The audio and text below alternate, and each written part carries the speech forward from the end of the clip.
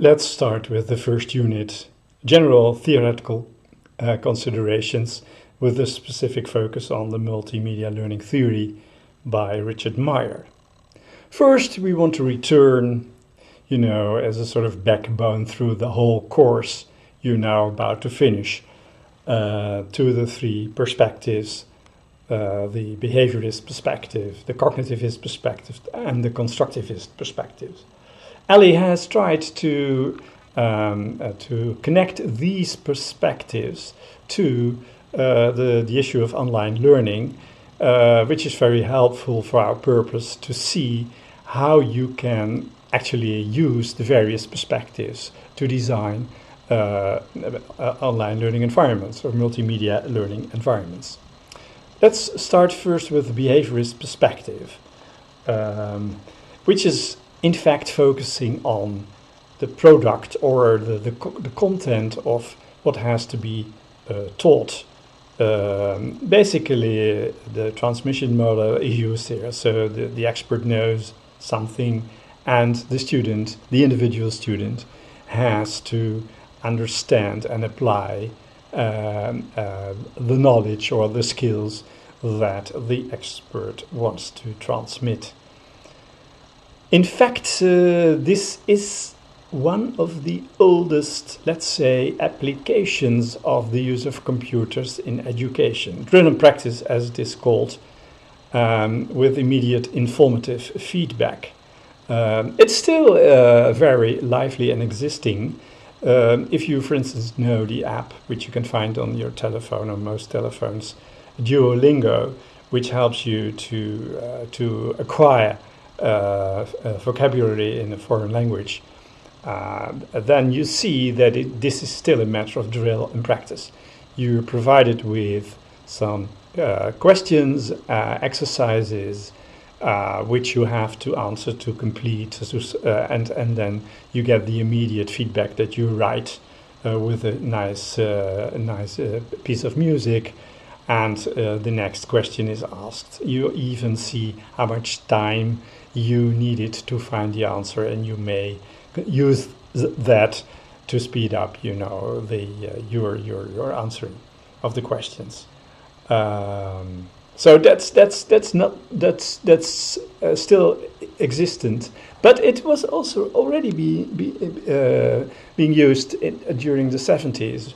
When I was a student, I started in '68, and I became student assistant in 1970.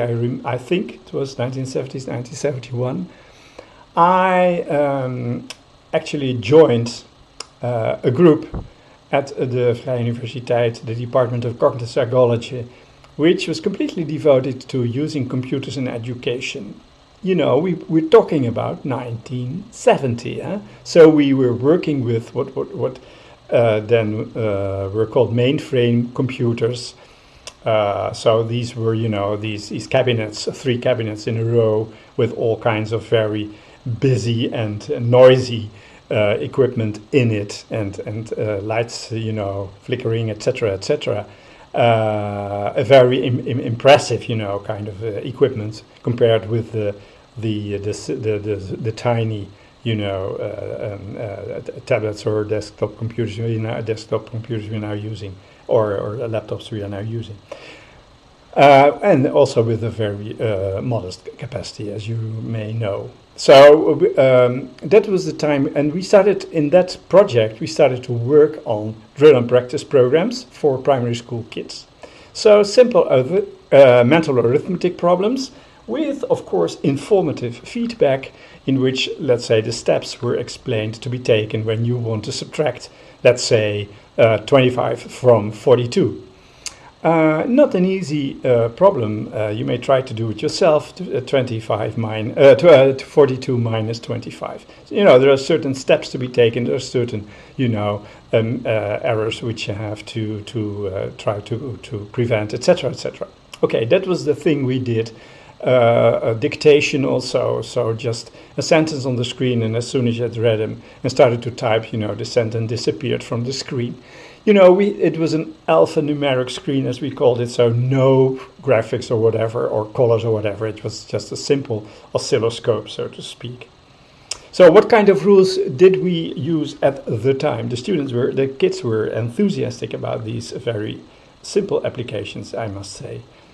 So modules, we had separate modules, clear objectives per module, a lot of testing, seeing whether the objectives were met by the student at the end of the module. Appropriate sequencing, which is of course really a bit of Skinnerian operant conditioning, in fact, from simple to complex, and immediate and informative feedback, as I said. But the thing was that the child, was sitting in front of a screen and a keyboard, all key pressings were sent. Key presses were sent through the telephone to the computer, which was at the VU University in our laboratory. And the computer conceived an answer which was sent through the telephone line again back to the terminal at which the student was working. So everything went through the phone, and the school was completely, disconnected from the world during our sessions with the kids. One morning a week, it was basically. I was sitting next to the kid, and trying to understand what the kids was doing. A very, very, very, very challenging time, I must say. So, but these were the rules we applied. Simple rules derived from the context of operant conditioning, informative feedback, sequencing, and a lot of testing. Okay, so that was the start, basically. Now, of course, we are making progress, and we're now talking about, the cognitivist perspective. In which not only the what, the objectives are relevant, the what of teaching, but also the how skills have to be performed, feedback on the performance, etc., etc.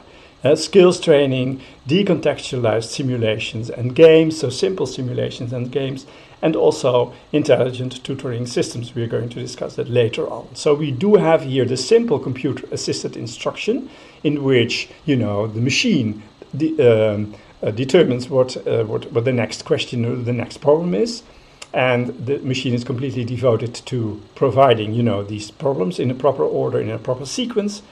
But we also have here more advanced applications, which can also be, let's say, enriched with a lot of intelligence. And then we're talking about intelligence tutoring systems. I've included 2 examples. I'm not completely sure what happens when I click on it, but we will see. Well, basically nothing happens. We have to allow pop-ups. Yes, here we are. Sorry, I should have prepared that in advance. So here is, but then again, we don't see anything whatsoever.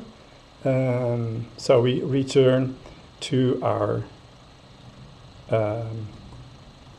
perhaps the other one is more interesting. No, again, I'm sorry, these examples are not available. Perhaps when you do it yourself, I'll include links to these presentations, to these prezzies on the Canvas website, and you can try to find the examples yourself. Okay, what kind of guidelines do we have here?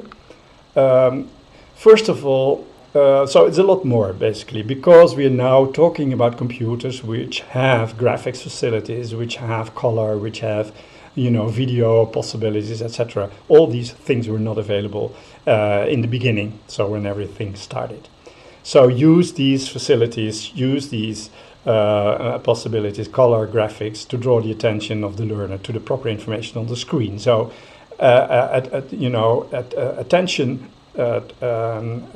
drawing attention is an important issue in these more advanced and richer, but also complexer sources of information.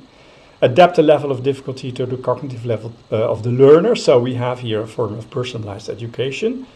Use advanced organizers to activate prerequisite knowledge and skills, to make these skills and knowledge active. Provide conceptual models to help learners retrieve and build mental models. So show a model of what has to be understood and has to be mastered the skill or the complex problem-solving strategy. And these models will help the student to build their own mental models of what has to be done, what has to be accomplished. Chunk information to prevent cognitive overload. We are going to discuss that later on. Foster deep processing, which is typically something which is relevant for the cognitivist perspective. So asking children to build concept maps and to do all kinds of assignments which help them to actually process the information and at a deep level and not at a surface level. Provide materials in different modes for different learning styles. Some students prefer, more visual-oriented materials, and other students prefer more text-oriented materials. Motivate learners to learn. Do pay attention to motivation. Foster self-regulated learning and foster transfer of learning. All concepts, which are very relevant and important in the cognitivist perspective. Okay, so these are guidelines which have to be followed up, can be followed up by designers of educational software, which designers who do take the cognitivist perspective as a point of departure. Okay, let's now take the constructivist perspective into account, and then we are talking about the what and the how of what has to be acquired, but also the why. So the conditions which determine whether a particular strategy, whether and when a particular strategy can be implemented and used in order to solve a particular problem. So we are now talking about games, serious games, multiplayer serious games, contextualized simulations, rich simulations, and also computer-supported collaborative learning. So these issues will return later on in this module. And the guidelines are again in the next slide. Of course, I hope you do recognize them, because we have been talking about these various perspectives time and again, so I hope they are now a bit familiar for you. So let learners, of course, construct their own knowledge, the constructivist aspect of constructivism, and also foster collaborative learning, the social aspect of constructivism, or socio-constructivism, if you like. So the collaboration between students is also very important and is seen as an important, let's say, ingredient, or precondition even for appropriate learning. Give learners control of the learning process. Give learners time and opportunity to reflect. We also will discuss that later on. And make learning a meaningful endeavor. That is to say that, as far as motivation is concerned, according to the constructivist perspective, children should understand the meaning of what they are doing, and also, let's say, build their own, let's say, sense in what they are doing. So meaningful has a meaning in two directions. First, in terms of the curriculum, activities should be meaningful in order to meet ends which are determined within the curriculum, but also meaningful as far as the perspective of the student is concerned. So the student should understand the meaning of what she or he is doing. Okay, so these guidelines are important when you create serious games and in which you want the students to work with in order to understand a particular subject matter area. Okay, or even construct, the knowledge about that particular subject matter area. Okay, so far the three perspectives. Now we are focusing on multimedia learning, the theory by Richard Meyer. I have added a reference here, Multimedia Learning, a book which contains his insights. I think, as far as the continuing development of this theory is concerned, of course, that never ends. But this is 2009, and I think the first decade of this century was the time that Richard Meyer actually, together with his colleagues, developed and published his multimedia learning theory. So we are talking about three assumptions, or basic assumptions. Then we are talking about representing incoming information. And then the third and perhaps most important part of the theory is reducing cognitive load. So that is the core, I think, of the theory. Meyer did indeed use the ideas of John Sweller and the people working on these issues at the Open University at the time, Paul Kirchner, Jeroen van Merijenboer, etc. So he used that domain, that let's say, that theoretical framework to discuss how pictures and text should be combined in order to provide information to the student which can be grasped and can be processed in an appropriate way. Okay, we start with the 3 assumptions. The first assumption is the dual channels assumption. That is to say that humans possess separate channels for processing visual and auditory information. So now you are reading and perhaps also viewing my talking head in the corner of your screen, and you are also listening to what I say. So there are 2 streams of information entering your head, and the idea is that these 2 streams of information are processed separately, at least until they arrive at working memory. So then there needs to be a sort of integration of the streams of information, but before entering working memory, these streams originating from different senses actually are processed independently and simultaneously.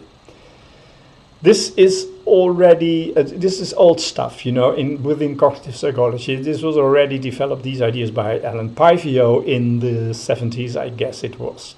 So the idea that visual and textual or auditory information are processed independently and can compete, and that's also the whole issue of cognitive load comes into play. These streams of information can compete when they, both jump on the working memory capacity. So then we're talking about the second assumption, the limited capacity assumption. Humans are limited in the amount of material they can process in each channel at one time. So the channels end, so to speak, in working memory. And according to, let's say, people like Baddeley and Jung, working memory actually has separate, let's say, compartments dealing with these different types of information. So there is something like a visuospatial loop and an auditory loop. So, and these 2 systems, they work together. Well, they work separately, but they both take, capacity from working memory, and this capacity is limited. So therefore, they are competing within working memory. And then the third assumption is the active processing assumption. Humans engage in active learning by attending to relevant incoming material, organizing selected material into coherent mental representations, and integrating mental representations with other knowledge. So this is the whole idea about what's going on, in long-term memory, where the integration takes place, and the integration needs to take place in order to be able to use the knowledge which has been acquired in the future.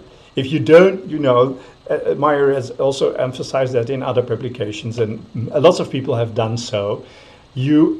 When you acquire new knowledge, it is connected to the existing knowledge, and only through the existing knowledge you can reach the new knowledge. So when there is not a close connection between given and new, then there is no way you could address new information, new knowledge in your long-term memory, because you can't find it basically. So therefore this integration, this connection is very important, the coherence created by using mental representations, mental models, for instance, complete organizations of knowledge which describe a particular phenomenon or a particular subject matter area, whatever. So the integration takes place by active processing by the learner in long-term memory. So these three assumptions, the dual channels assumption, the limited capacity assumption, and the active processing assumption are, let's say, the foundation of Richard Meyer's multimedia learning theory. Let's see what happens when information is presented to the system. So we have images, we have words. These images and words are selected and are organized and integrated. That's the basic idea. These 5 processes are, of course, very important. We already discussed these processes. But let's have a look at the 3-channel model. You know, the Atkinson and Shiffrin model. We did discuss this model in the knowledge and memory module, so I hope you recognize it. We have the presentation of multimedia, words and pictures. We have the senses, the sensory memory systems in the ears and the eyes. In this case, words are received by the ear, but also seen by the eyes, and pictures are, of course, processed by the eyes. And by selecting information from these sensory memories, these separate, independent sensory memories, sounds and images enter working memory. So here's a selection process, and these sounds and images are, as we said, in a dual channel model, separately stored in working memory, and they are integrated as you see in this picture, in verbal models and organized in pictorial models, so they are integrated. So when I tell you a story, I pronounce sentences, you know, and these sentences are past. So you create a sort of deep level model. You have the situation model, the surface model, so to speak, and then you gradually create a situation model in which you find the connection between the various, you know, concepts and their relationships, and that's what you gradually build up, the verbal model. Then you have a verbal model, the story, and you have a pictorial model, perhaps pictures which are relevant, pictures of words also, but also pictures of photographs of whatever, describing the event, and these are integrated. And together with prior knowledge, they are understood and are stored in long-term memory. So this is the whole, you know, these are the core processes distinguished by Richard Meyer in his multimedia learning theory. Okay? Now, we are talking about reducing cognitive load. That's the core of the theory, and now we have various effects. I think I'm going to discuss 7. The paper discusses 9 ways to reduce cognitive load. You can find it in the Educational Psychologist, and then you can also try to find out where the two went, which apparently are not going to be discussed here. Anyway, first of all, the visual channel, as we have seen, may get overloaded because of essential material is too much. So that may happen perhaps when I would not talk. So I would present the information on the screen in text, and then it would be processed through the visual channel. And when I have too much information on the screen, then there is a certain amount of overload. So you probably know the 6x6 rule. I hope you know it. Whenever you prepare a sheet with words on it, then you should never include more than 6 lines and never include more than 6 words per line. So if you try to get something from this course, this basic course in teaching and learning, you might try to remember this rule and apply it, so everybody will enjoy your slides in the future. When you apply this rule, the 6x6 rule, not more than 6 words per line, not more than 6 lines per slide. And if you do not apply this rule and include more information, then you get this phenomenon of visual overload. And then what Meyer is actually here underlining and has actually shown with, of course, with research, all evidence-based, what he's emphasizing here is the modality effect, that you, in this case, get a better transfer if the information is presented as in narration than in on-screen text. So a lot of text does not help, but should be, let's say, replaced by a story, by narration, by words, spoken words. Okay, there's also a possibility that both channels are overloaded with essential material. And then Meyer identifies two effects, the segmentation effect and the pre-training effect. Of course, you can imagine that when there is the danger of overloading both channels, then you should leave the control to the student. So the student should be able to segment and to choose segments and when processing the information, instead of having this information sort of come over the student without the possibility to intervene and to pace the stream of information. So that's the segmentation effect and the pre-training effect. Well, of course, you can imagine that when students are already aware of the meaning of concepts, of components of a system, for instance, and understand these components, then they have prerequisite knowledge, and this prerequisite knowledge may help them to understand a more complex issue. And that's what is called the pre-training effect. So you should try to segment or to sequence, your course in such a way that you gradually, let's say, display or present information to the student who has the ability to gradually build up his or her mental model of the information you present, the pre-training effect. Okay, that's the first two. We have still a lot of these principles to go. So when one or of both channels are overloaded with extraneous material, so material which is not very essential to the message you want to convey in your program, then there is the coherence effect. So you should exclude the irrelevant or extraneous material, and the signaling effect. So when signals are included pointing towards what is essential, then the student can use these signals to discard, the information which is not very relevant, apparently not very relevant. Okay. There is also the possibility that the way the information is presented is not very clear cut, so there is something like a confusion. Then there is there are two effects: the spatial contiguity effect and the redundancy effect. Then you should better organize. Basically, that's what Meyer is saying. The information by, for instance, placing words near corresponding parts of pictures of graphics. And when words are presented as a narration rather than as a narration on-screen text. So you just leave out the on-screen text and just talk. So the talking head should do the work whenever the things become complicated, which perhaps may be the case in this particular situation. I hope not. But all these effects have been substantiated by empirical evidence, and they can be organized in a way which which is possible because of this general model of the way information is processed.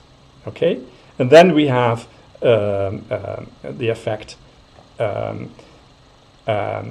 temporal contiguity effect and the spatiality effect. Again, when there is an overload in both channels, the temporal contiguity effect. Now, when that's sort of that resembles the idea of this location of pictures and words together in order to be able for the student to understand them in an integrated way. And again, animation narration should be presented simultaneously rather than successively. Again, that provides the student with the opportunity to integrate both information streams. And the spatial ability effect there are differences between students as far as they are able to process spatial information, and high spatial learners benefit more from well-designed instruction than low spatial learners. Of course, that makes sense when you do use the spatial arrangement, organization of your information. Then, of course, students who are able to process these spatial cues are better off than students who are not very, let's say, sensitive to these spatial arrangements.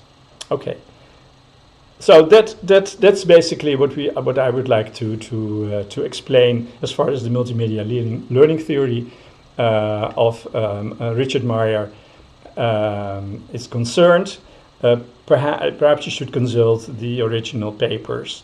For instance, this one in the Educational Psychologist, which gives a very clear-cut explanations of all of these principles. I've tried, to condense them a little bit here in order to be able to present them and not overload your working memory with textual information.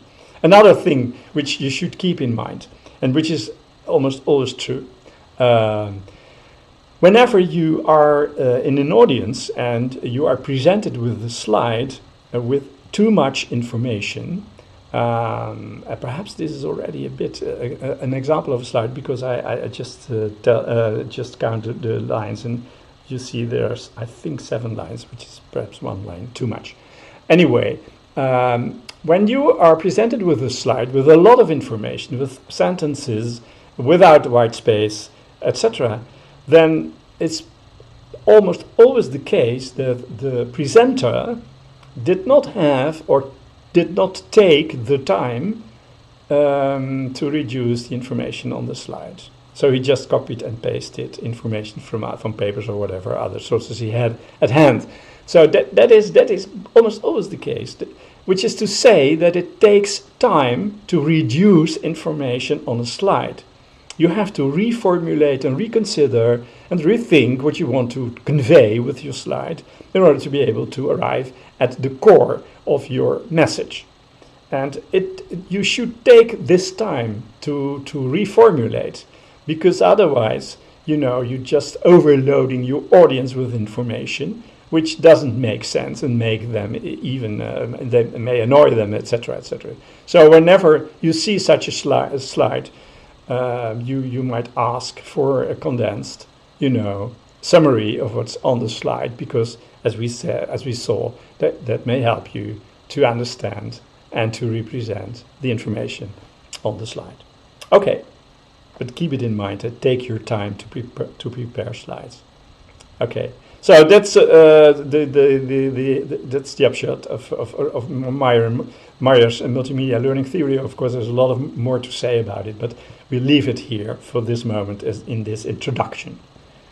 And then I would like to remind you of an issue I raised myself in a previous module on I think it was the module on metacognition and self-regulation,